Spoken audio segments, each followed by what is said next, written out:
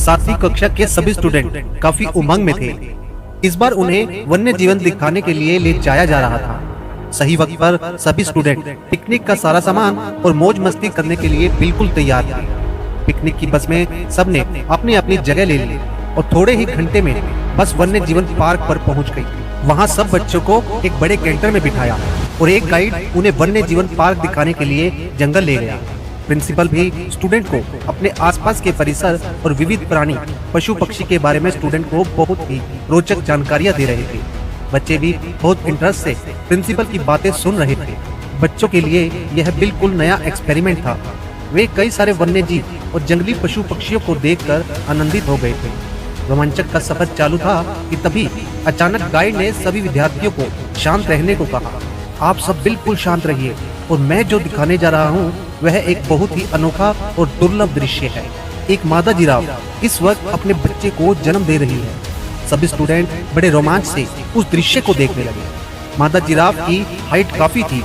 जन्म लेते ही बच्चा बहुत ऊंचाई से जोर से जमीन पर गिरा और उसने गिरते ही अपने पांव अंदर की तरफ मोड़ लिए।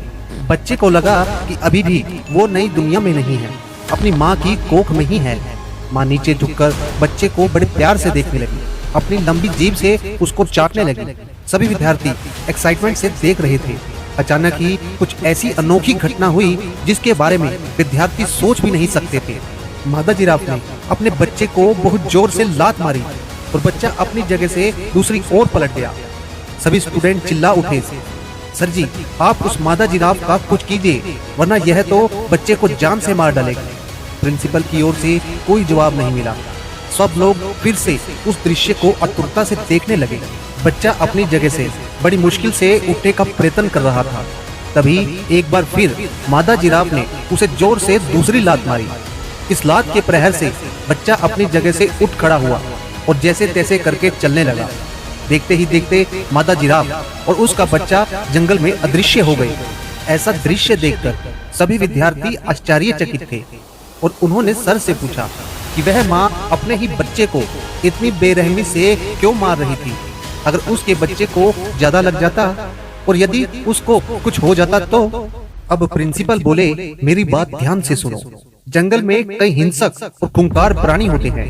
यहाँ पर इस बच्चे का जीवन इस बात पर निर्भर करता है कि वह अपनी जिंदगी को बचाने के लिए जितनी जल्दी हो सके उतनी जल्दी अपने पैरों पर चलना सीख ले। अगर वह ऐसा नहीं कर सकता तो उसकी जान पर खतरा मंडराता रहेगा।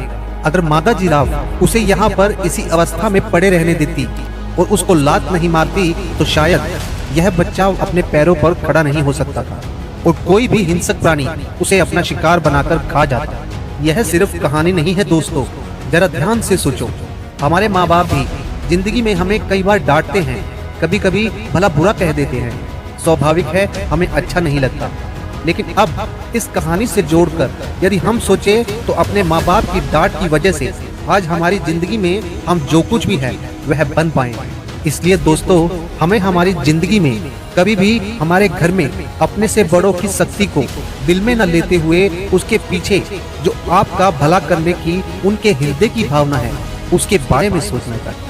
दोस्तों अगर ये छोटी सी कहानी आपके जीवन में कुछ भी बदलाव लाए तो हमारे चैनल को लाइक और शेयर जरूर करिएगा और हमारे चैनल पर नए हैं तो चैनल को सब्सक्राइब भी जरूर करें। धन्यवाद।